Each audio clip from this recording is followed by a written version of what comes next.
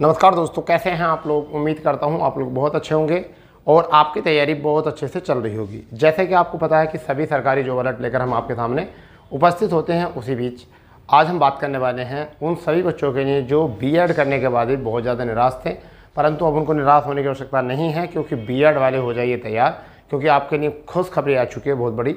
देखिए क्या है, यूपीपीएससी बीओ, आपको सबको पता है ब्लॉक एजुकेशन ऑफिसर इसका फुल फॉर्म होता है। क्या होता है? Block education officer. ठीक है, 2024। ठीक है, सभी के लिए खुशखबरी है, क्योंकि नोटिफिकेशन पर जो है कार्य शुरू कर दिया गया है। नोटिफिकेशन पर कार्य बिल्कुल शुरू कर दिया गया है। ठीक है, बीएड वाले हो जाएंगे पूरी तरीके से तैयार।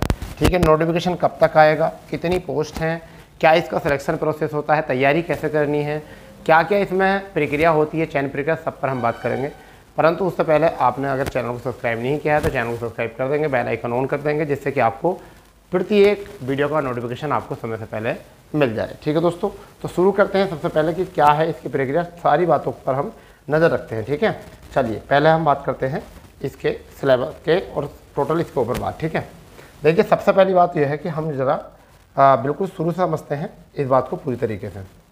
ठीक है, यहाँ बात करते हैं। सबसे पहले हम बात कर रहे हैं नोटिफिकेशन की। ठीक है, यानी कि किसकी बात कर रहे हैं? नोटिफिकेशन की बात कर रहे हैं।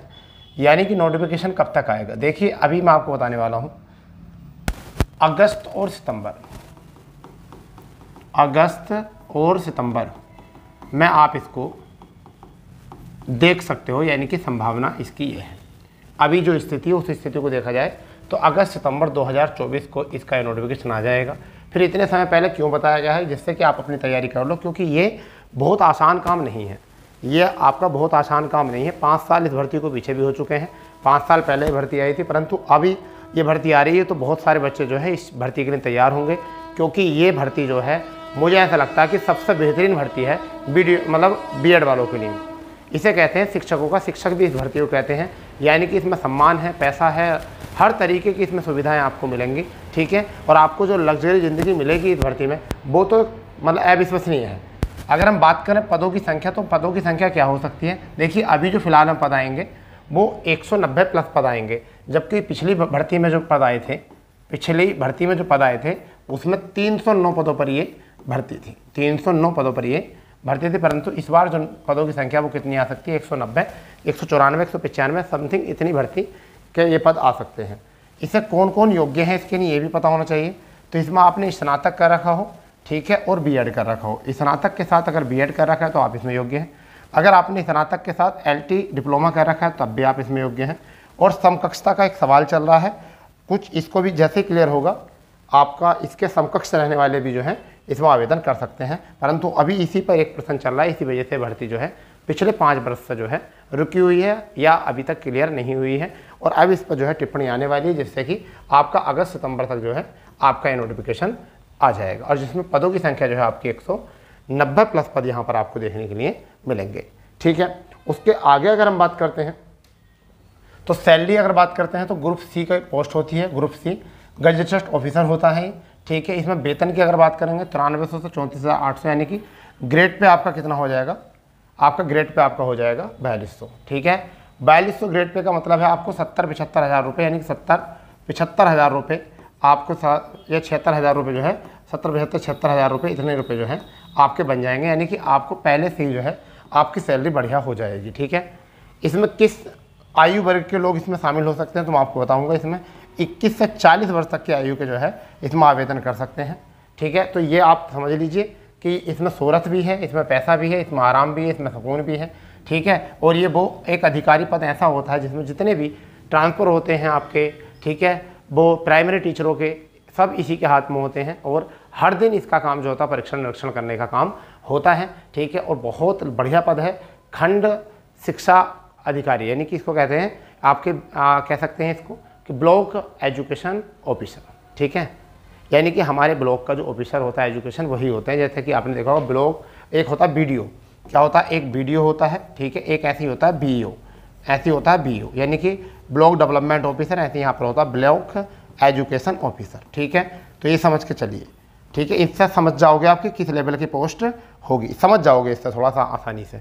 इसे कहते हैं ब्लॉक डेवलपमेंट ऑफिसर, जो ब्लॉक में बैठता है। ये भी क्या होता है, ब्लॉक एजुकेशन ऑफिसर, यानी कि अपने ब्लॉक का सर्वोच्च अधिकारी होता है, किसका, आपका शिक्षा जगत का। ठीक है भाई, चलिए इससे आगे बढ़ते हैं, आगे बात करते हैं। तो चयन प्रक्रिया इसमें क्या होने वाली है आपको बात करने वाले हैं। प्रारंभिक परीक्षा होगी वो MCQ बेस होगी, वहीं पर मुख्य परीक्षा होगी, उसमें जितने भी मतलब प्रारंभिक परीक्षा में बच्चे एग्जाम देंगे उसमें से 13 गुना बच्चे मुख्य परीक्षा देंगे।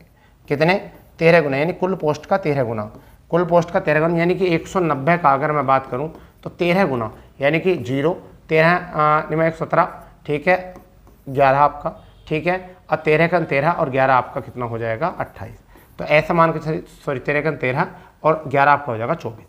ठीक है, तो इतना मान के चलिए कि 2400-2500 लोग जो है इसके जो है, अगर इतने 190 पोस्ट आती हैं तो इतने बच्चे जो है मुख्य परीक्षा देंगे। मुख्य परीक्षा जो है उसमें 2 पार्ट होते हैं, एक तो हिंदी का आता है और एक आपका GS का आता है, एक हिंदी का आता है। ये लिखित रूप से होती है, ये MCQ रूप से होती है। सब पर बात करेंगे, फिलहाल में अभी देख लेते हैं क्या है प्रारंभिक परीक्षा जो है उसमें क्या है मोटे मोटे तौर पर, फिर मैं आपको ऑफिशियल भी दिखाऊंगा। सामान्य अध्ययन 120 प्रश्न आएंगे, प्रत्येक प्रश्न जो है 2.5 अंक का होगा। ठीक है, इस वजह से जो है आपके 300 अंक का हो जाएगा और इसमें 2 घंटे का आपका जो है समय होता है। ठीक है, और MCQ बेस पर होगा, MCQ बेस पर होगा, जैसे आपका PCS का होता है, कुछ इस तरीके का पेपर आपका बनेगा।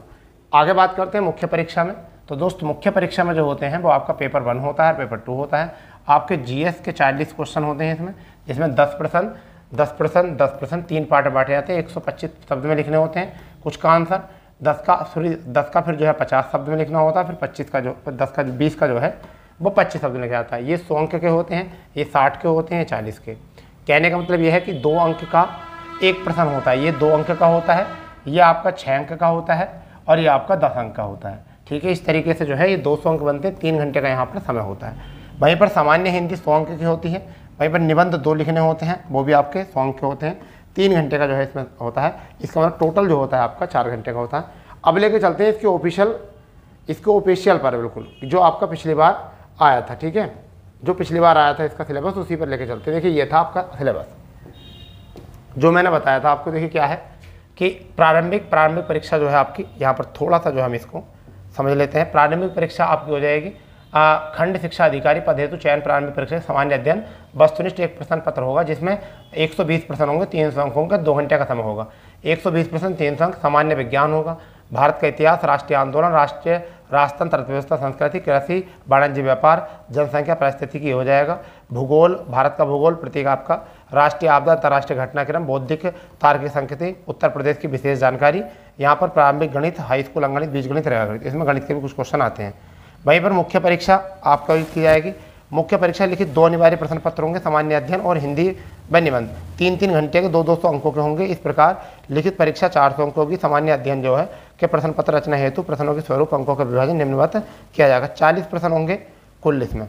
ठीक है, सभी प्रश्न अनिवार्य होंगे, सभी प्रश्न खंडों में विभाजित किए जाएंगे। खंड ए के अंतर्गत 10 प्रश्न होंगे, जिसमें 125 शब्द में जाएंगे और प्रत्येक प्रश्न 10 का होगा, जो मैंने आपको बताया था। खंड बी में 10 प्रश्न होंगे और प्रत्येक शब्द सीमा जो होगी 50 होगी, प्रत्येक के 6 अंक होंगे। ठीक है, खंड सी में 20 प्रश्न होंगे, अति लघु प्रश्न, और 25 शब्द में उसका आंसर देना है, प्रत्येक 2 अंक का होगा। हिंदी में निबंध और अंतर्गत प्रथम खंड में हिंदी 100 अंक की होगी। ठीक है, द्वितीय में निबंध भी 100 अंक का होगा।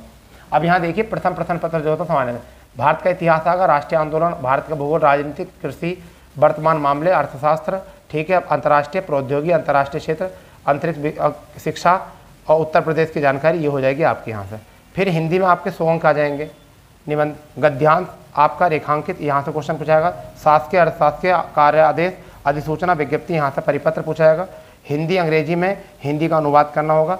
अनेकार्थी, विलोम, पर्यावाचिक, तत्सम, तद्भव, क्षेत्रीय, विदेशज, वर्तनी, शुद्धबोध, रूप, संधि, समास, क्रिया, हिंदी वर्णमाला, विराम चिन्ह, शब्द रचना, वाक्य रचना, अर्थ, मुहावरे, लोकोक्ति, उत्तर प्रदेश की बोलियां तथा हिंदी के प्रयोग, शुद्ध व अशुद्ध शब्द।